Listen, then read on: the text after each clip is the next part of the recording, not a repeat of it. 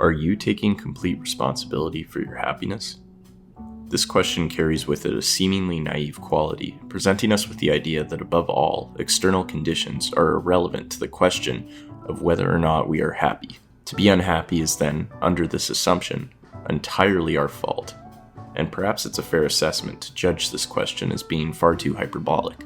Nonetheless, in an age of constant personal and collective unrest, ever-increasing anxiety, and a pledge to productivity above all else, it can feel like the ability to be responsible for one's happiness is a welcoming prospect. Being constantly bombarded by bad news, deadlines, and uncertainty can make us feel like ragdolls in a world of manipulation.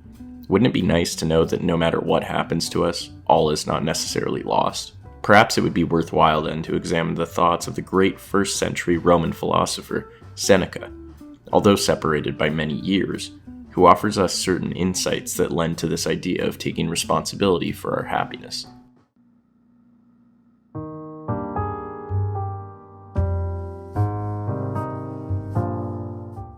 This video is brought to you by the Ridge Wallet. It's light, sleek, and industrial. It doesn't fold or awkwardly bulge in your back pocket, and it seriously changed my whole pocket situation. Most people are still using wallets designed in the 90s, carrying around old receipts, pictures of their ex, and gift cards in an unorganized mess. Not the Ridge Wallet, though. This wallet holds up to 12 cards, plus room for cash, and there's over 30 colors and styles, including carbon fiber and burnt titanium. The durable material means each wallet comes with a lifetime warranty. You could buy this one wallet and carry it for life. If this wasn't enough to win you over yet, check out their 30,000 5-star reviews. The Ridge team is so confident that you'll like it that they'll let you test drive it for 45 days. You can send it back for a full refund if you don't love it. Get 10% off today with free worldwide shipping and returns by going to ridge.com/Sisyphus. That's ridge.com/Sisyphus and use code Sisyphus. Link in description. Born in Spain to an aristocratic family, Seneca was taken to Rome by his aunt around the age of 5.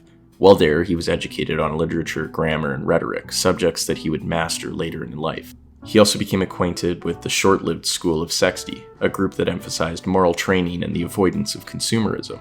Seneca was thrilled by their minimalist lifestyle, and quickly he adopted to their customs, such as vegetarianism. However, like many contemporary students, Seneca's family felt uncomfortable by the radical and foreign ideologies that he had adopted while in school, and was told by his father to stop being a vegetarian. Seneca also suffered from poor health, likely dealing with bouts of asthma and tuberculosis throughout his life. In his 20s, his health was so poor that his aunt, married to the prefect of Egypt, took Seneca to Egypt to take care of him for 10 years. Although the family's return to Rome was darkened by the death of Seneca's uncle in a shipwreck, the family's political ties were still quite alive, and so the young philosopher eventually found a seat on the Roman Senate. During his time on the Senate, Seneca won the admiration of many with his ability to orate. In fact, Seneca was so talented that the reigning Caligula ordered Seneca to off himself. The only thing that stopped this from happening was the fact that Seneca was already so sickly that Caligula assumed he had very little time to live anyway. However, Seneca's talented tongue would inevitably land him back into some hot water, as rumors soon spread that he had an affair with Caligula's sister, leading him to be exiled on Corsica for 8 years. Eventually, he was recalled to Rome as the future Emperor Nero required a tutor. Once emperor, Nero had Seneca as an advisor and for the most part listened to the wise philosopher. However, as time went on, senators began to claim that Seneca had amassed a large fortune while advising Nero and had continued sleeping around. Although these accusations may have been unfounded, Seneca chose to retreat from his public life, spending much of his time on his very expensive countryside estates and immersing himself in his studies. While in the country, Seneca composed his 2 greatest works, one an encyclopedia of the natural world, and other his Letters to Lucilius, a volume of letters that provide a comprehensive idea of his philosophy. Unfortunately, the tranquility of the countryside was soon breached by accusations that Seneca was involved in a plot to kill Nero. Although historians argue that Seneca's involvement was unlikely, Nero nonetheless gave Seneca the light sentence of slitting several of his veins and bleeding to death in front of his loved ones. Sadly, Seneca's age and diet likely made the event longer than it should have been, causing a very slow loss of blood. Even the poison that he took to accelerate the punishment failed to be fatal. Finally, after stoically reciting his personal scrolls to friends and family, Seneca passed away. Seneca above all embraced Stoicism and always wrote under the system of Stoicism. What does this mean exactly? Stoicism, for one, is the idea that an individual has absolute authority over their happiness, and, unlike philosophers such as Aristotle, argue that happiness is not in any way externally controlled. It should be noted here that ataraxia is the common form of happiness that the Stoics made as their target, a sort of blissful tranquility that requires a modest and virtuous life. Embracing Stoicism, then, involves an understanding of nature and oneself. For example, Seneca recommends that one who is seeking off on a voyage to say to himself that he will arrive at his destination unless something interferes, demonstrating an understanding that nothing is set in stone and that what one wishes for is never entirely in one's control. The Stoic life also involves abandoning many practices that one has adopted from society, for, as Seneca believes, much of society is corrupt. Hence, a turn towards the natural, that is, virtuous life, is the only way forward for the Stoic. How does one then live virtuously? A great deal comes down to being rational. As Seneca proposes, the mind is entirely rational, with no irrational component within it. However, the mind may engage in irrational movements through incorrect reasoning. Emotions, for Seneca, are considered to be irrational movement, for they occur when one adopts a false view of things. For example, one day you might find that your house has been burnt down in a fire. You then articulate such a view as, it is bad to have one's house burnt down. This articulation leads to the final movement. It is appropriate to respond to your burnt down house in an emotional way. The second step of this analysis for Seneca is where the problem lies. Although the event itself is not inherently or universally bad, we assign a certain badness to it. In the same way, and despite its lack of objective goodness, we assign the winning of the lottery as good, and also react in an emotional way that corresponds to the perceived goodness. Seneca argues, however, that if there is a universal goodness and badness, then the only good is virtue and the only bad is vice, two qualities that are entirely under our control. Hence, everything else that happens to us is something that simply happened, in different acts that we assign a certain goodness or badness towards. Having your house burned down isn't bad or good, it just happened.